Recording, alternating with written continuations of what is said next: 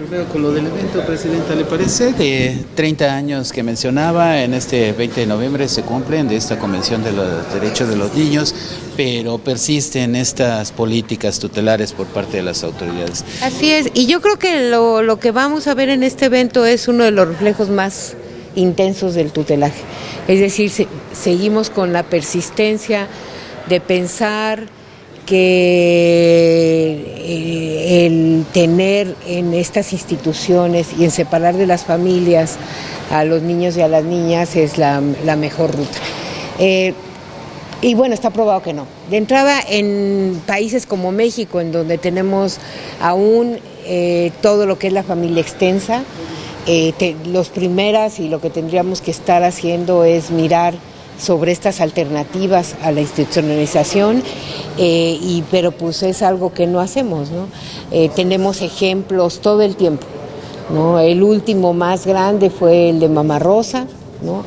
Pero todavía hace 2 años estábamos, y todavía ahorita está álgido en Guanajuato también con una institución, y pues lo que hacen, y paradójicamente, es seguir pensando en que hay que armar grandes instituciones cuando una de las primeras reglas es que tienen que ser, es el último esquema, y este esquema además tendría que ser un esquema con pocas personas, ¿no? Y además lo que se va a tratar aquí es algo muy importante, es después de que te equivocaste, los tienes en ese tipo de instituciones, no les das herramientas para poder, después de que cumplan 18 años por arte de magia, salir a la calle, ¿no?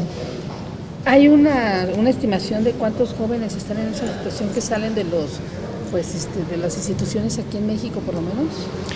Pues mira, la cantidad de niños y niñas y adolescentes que están en centros no está ni siquiera totalmente controlada por el Estado. Esa es la otra, ¿no? Tenemos algunas instituciones en donde dependen del DIF o dependen de las procuradurías, otras que están más o menos reguladas, pero hay muchísimas en donde ni siquiera sabemos cuántos niños hay, ¿no? Entonces calcula que en institucionalización en las grandes tendríamos unos 50,000 por lo menos. En algún momento institucionalizados, muchas veces es permanente, otras veces no son permanentes, pero están en este esquema de institucionalización, que pues bueno, las directrices nos hablan de básicamente que tenemos que buscar alternativas. Entonces, a ver, familias de acogida, por ejemplo, ¿no? Es algo que en nuestro país no hacemos muy poco, se hace muy poco, y es algo que en otros países también funciona, ¿no? Para no tenerlos en instituciones, ¿no? Y que se prueba que son muchísimos mejores elementos para el mejor desarrollo de ellos, ¿no? En esta misma ciudad nosotros somos de las pocas entidades federativas que tiene ley de acogida, pero pues son procesos muy lentos, igual por resistencias, ¿no? Estigmatizamos muy rápidamente, entonces también pues son procesos más largos y casi no se utilizan. ¿Cuál es su opinión de las declaraciones de que han bajado los homicidios en octubre aquí en la Ciudad de México, cuando vemos que pues hay demasiada violencia todavía? O sea, muy graves. Pues así lo están reportando, habría que ver cómo están sumando. Lo que también es cierto es que hablaban de un subregistro y parece que ya no lo estamos teniendo, ¿no? Sí, quizá lo que estamos viendo más que el número, quizá lo que estamos viendo en percepción sea las dinámicas, ¿no?, con las que se arman. O sea, ya no es el homicidio de la venganza que tenías ahí 1 a 1, sino tienes estos homicidios que son como con más gente que están en que ver con crimen organizado, y entonces eso genera la percepción quizá de que hay más, pero quizá lo que hay es que hay menos, pero con estas dinámicas que te impactan más, ¿no? Los operativos como el que hubo en Tepito, sería bueno que acompañara a la Comisión de Derechos Humanos este tipo de operativos, porque ya ve lo que sucedió, se retuvieron a personas presuntamente inocentes, ¿no?, que no tenían nada que ver con todo este tipo de situaciones. De hecho, algunos ya están libres. Sí, ¿cómo ves estos operativos?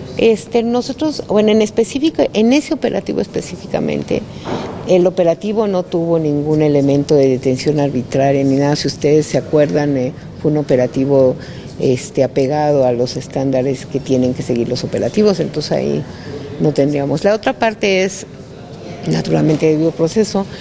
Nosotros no hemos recibido hasta ahorita ninguna queja de las personas que fueron retenidas sobre denuncias. Presidenta, ayer se tuvo una marcha, personas que piden que se vea el 3 de noviembre como el Día de las Muertas, dicen que pues las mujeres que ellas están en su organización de sus familiares, que ellas no murieron de forma normal, que fueron asesinadas, piden que esto sea como una forma de visibilizar este problema.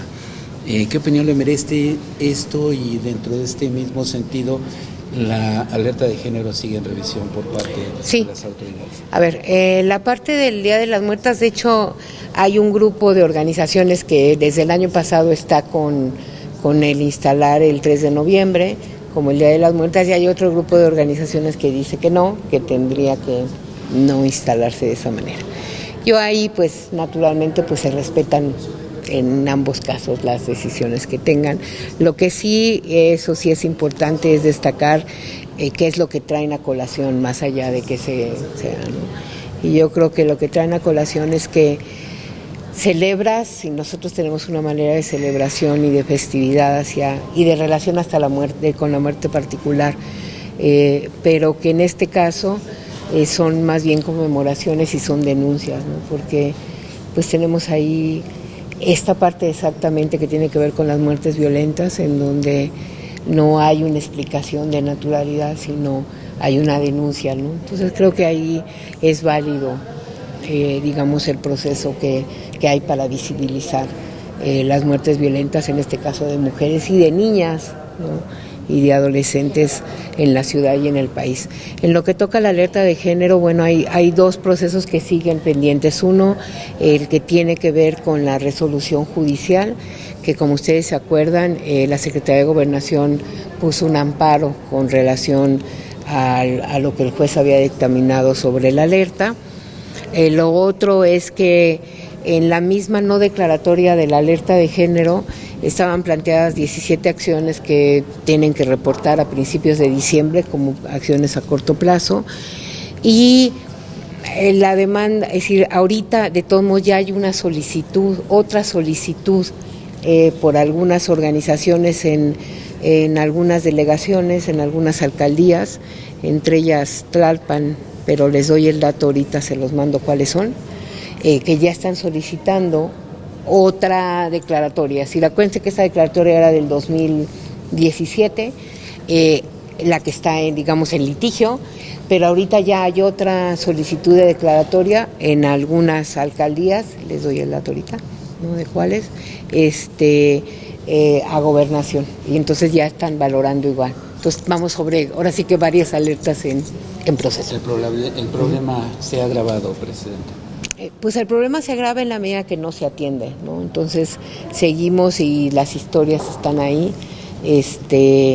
El proceso es, acuérdense que los feminicidios tienen partes que tienen que ver con impunidad, corrupción e injusticia, ¿no? Y falta de diligencia, muchas de ellas derivadas de lo que nosotros hemos venido reiterando, sobre todo a partir de las recomendaciones que generamos en septiembre, y que tienen que ver con que en la mayoría de los casos hay una espiral de violencia, ¿no?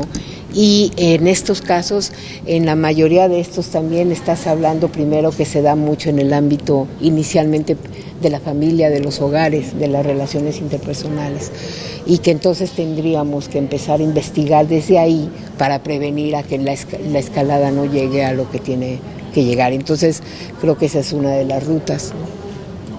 ¿Tienen que ser las alertas por alcaldía o en general? No, en general la que está en discusión ahorita en litigio era en general en la Ciudad de México, que es la del 2017, pero ahorita ya está una solicitud de valoración que es por alcaldía, y si se llegara a digamos a configurar esa alerta, tendría que ser por alcaldía. Esta mirada tutelar, Presidenta, se debe de reformar las instituciones que se tienen actualmente, como por ejemplo pues de entrada, CEPINA, todas ellas. Pues bueno, se tiene que reformar todas las miradas. tanto sociales como institucionales en la parte tutelar. La Constitución de aquí de la Ciudad de México va por ese tema. La Constitución de nuestra ciudad es bastante amplia en términos de normatividad y de ampliación. Te digo que además la ciudad tiene una ley de alternativas a la institucionalización que está vigente desde hace como 4 años. Entonces, a ver, los son Gustavo Amadero, Azcapotzalco, Iztapalapa, Tlalpan, Xochimilco, Álvaro Obregón, Benito Juárez, Cuauhtémoc y Venustiano Carranza. Son bastante. ¿Ok? Entonces, la repito. Sí, esta es una nueva petición que está acotada a Gustavo Amadero, Azcapotzalco, Iztapalapa, Tlalpan, Xochimilco, Álvaro Obregón, Benito Juárez, Cuauhtémoc y Venustiano Carranza. ¿Y se hizo cuándo? Esta hace un mes. ¿Y esta qué organizaciones la promueven? Pues son diferentes organizaciones. Nosotros, por ejemplo, recibimos directamente la de Tlalpan y es una asociación de organizaciones de Tlalpan. Y así en cada una de las demarcaciones. Muchas gracias. No, de nada, querido.